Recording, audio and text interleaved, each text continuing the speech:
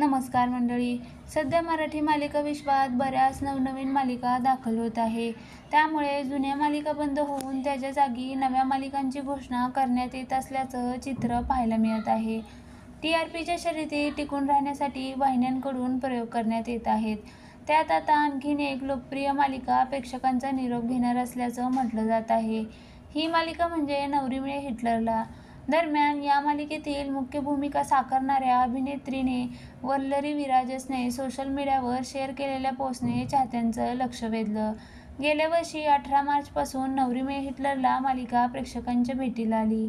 परंतु मागील काही दिवसापासून ही लोकप्रिय मालिका बंद होणार असल्याच्या चर्चा सुरू होत्या. याबाबत आता मालिकेतील लीलाची भूमिका साकारणाऱ्या वल्लरीने इंस्टाग्राम स्टोरीवर लक्षवेधी पोस्ट शेअर केली. या स्टोरीमध्ये वल्लरीने अभिनेता राकेश बापटबरोबरचा फोटो शेअर करत त्याला भावूक असं कॅप्शन दिलं आहे.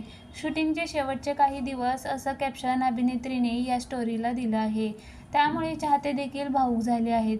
जवळपास वर्षभरापूर्वी सुरू झालेली ही मालिका बंद होणार असल्याचं कळताच मालिका रसिक नाराज झाले आहेत.